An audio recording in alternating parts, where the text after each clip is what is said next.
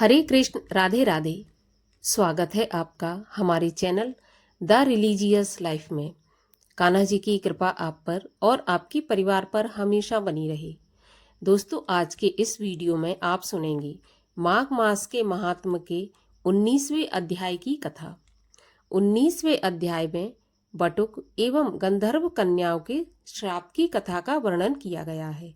तो कथा आरंभ करने से पहले आपसे हमेशा की तरह अनुरोध है कि अगर अभी तक आपने हमारे चैनल को सब्सक्राइब नहीं किया है तो इसी प्रकार की कथाएं सुनने के लिए हमारे चैनल को सब्सक्राइब अवश्य करें।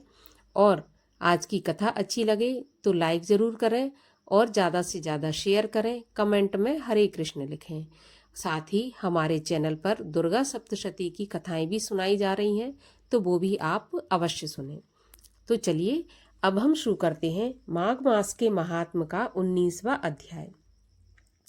वशिष्ठ जी बोले, हे राजन, उन कन्याओं ने इस प्रकार बहुत विलाप किया और बहुत देर तक प्रतीक्षा की।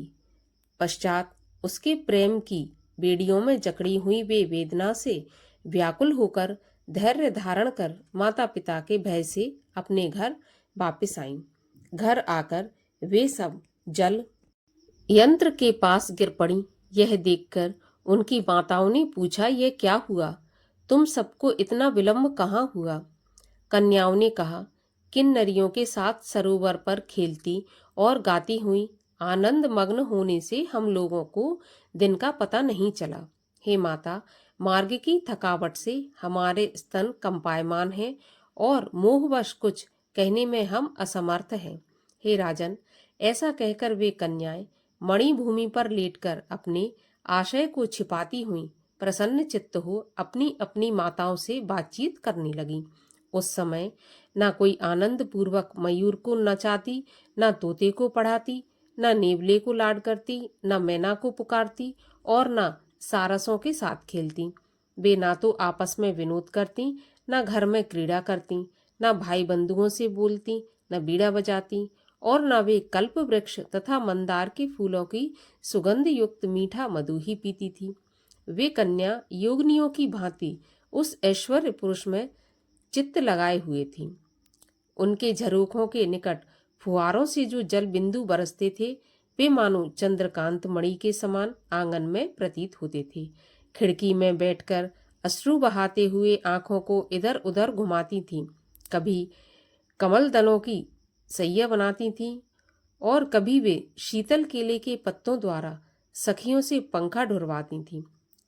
इस प्रकार उनको वह रात्रि युग के समान व्यतीत हुई। इस तरह विरह रूपी ज्वर से पीड़ित उन कन्याओं ने धैर्य धारण किया।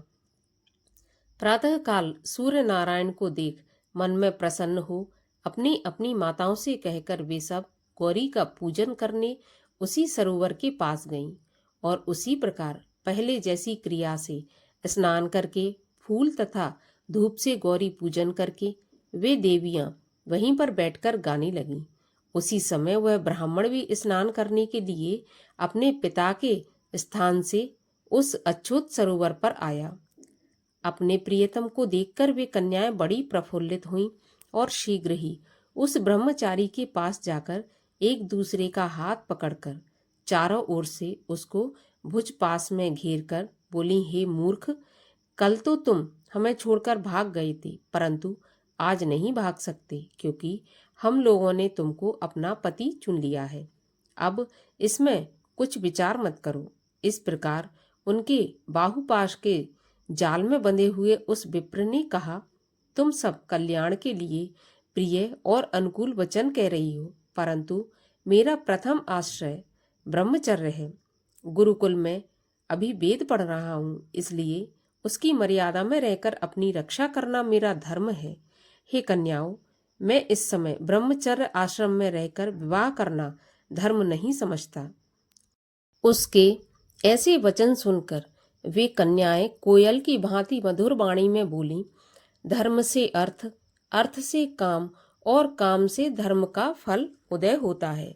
अतः धर्म की अधिकता के कारण ही काम तुम्हारे सामने उपस्थित है। अतः अनेक प्रकार के भोगों से इसका उपभोग करो। तब वह भूमि स्वर्ग के समान प्रतीत होगी। कन्याओं के यह वचन सुनकर वह गंभीर वाणी से बोला, तुम्हारा यह कहना सत्य है, परंतु मैं अपना व्रत समाप्त करके तथा गुरुजी की आज्ञा लेकर विवाह की विधि करूंगा। यह सुनकर वे कन्याएं फिर बोली, हे सुंदर, तुम सचमुच मूर्ख हो। दिव्य औषधि, ब्रह्म बुद्धि, दिव्य रसायन, अच्छे कुल की सुंदर नारियां, सर्व कला संपन्न निधि, मंत्र तथा धर्म की सिद्धि आदि पदार्थों के पाने पर बुद्धिमान को इनका त्याग नहीं करना चाहिए। भाग्य से यदि कार्य की सिद्धि हो जाए तो नीतिज्ञ पुरुष उसकी उपेक्षा नहीं करते, कारण कि अपेक्षा करने से फल प्राप्त नहीं होता और टालने से कोई लाभ नहीं होता। केवल भाग्यशाली पुरुष ही प्रेम से पूर्ण स्वच्छ कुल में पैदा हुई, स्नेहपूर्ण मीठा बोलने वाली, स्वयं वरण करने वाली, स्वरूपवान युवा और सुंदर कन्याओं को प्राप्त करते हैं, कोई दूसरे नहीं। कहाँ तो हम अनोखी सुंदरियां और कहाँ आप तपस्वी युवक। हम जानती हैं कि बेमेल के मिलाने में विधाता ने क्या चतुराई की है। इसलिए आप इस समय हम लोगों को संपत्ति के रूप में स्वीकार कर सर्वमंगलमय गंधर्व विवाह कीजिए, नहीं तो हम तुम्हारे बिना जीवित नहीं रहेंगी। उनके ऐसे शब्दों को सुनकर वह धर्मात्मा विप्र बोला, हे मृगनेत्रियों, धर्मपरायण लोग अपने धर्म को कैसे छोड़ सकते हैं? अर्थ, धर्म, काम और मोक्ष, इन चारों का विधि पूर्वक सेवन किया जाए तभी ये सफल होते हैं, अन्यथा निष्फल होते हैं।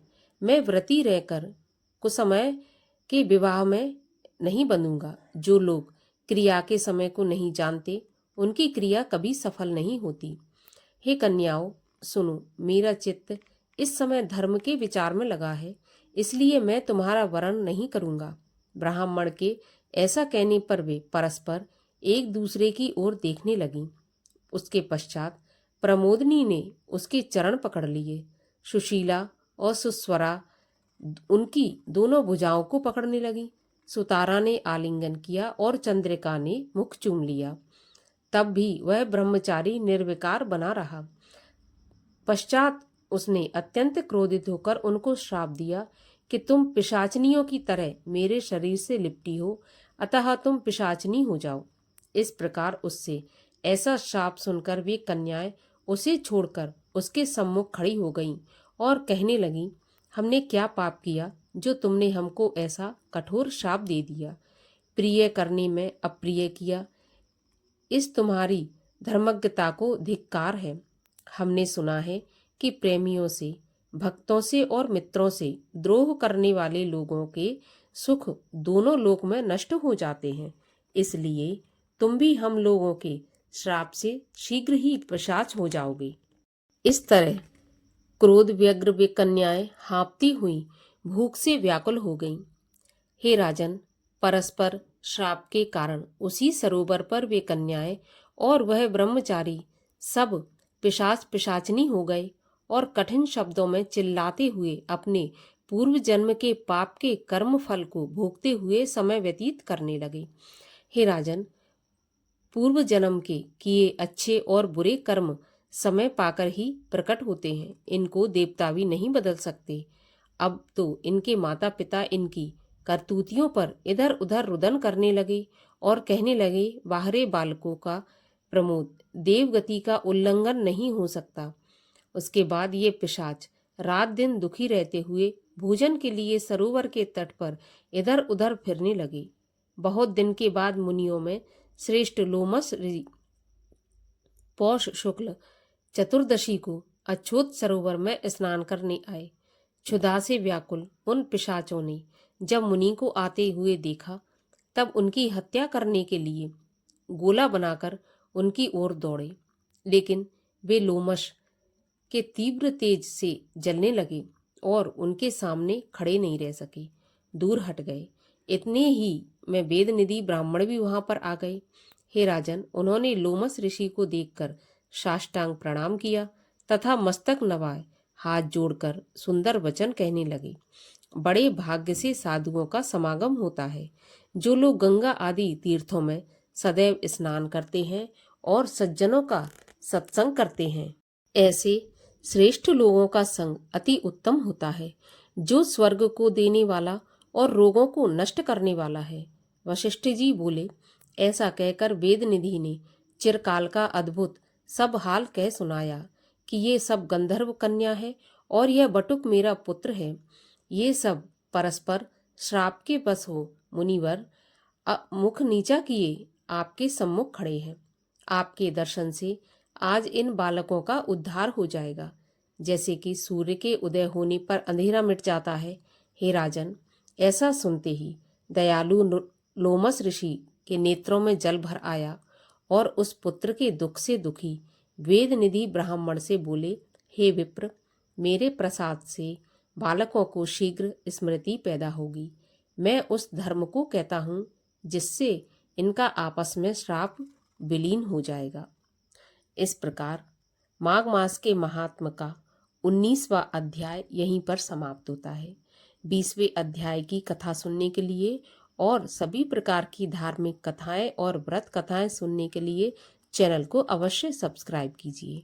आज का वीडियो अच्छा लगा हो तो लाइक कीजिए, शेयर कीजिए। अब हम मिलते हैं अगले वीडियो में, तब तक के लिए हरे कृष्ण।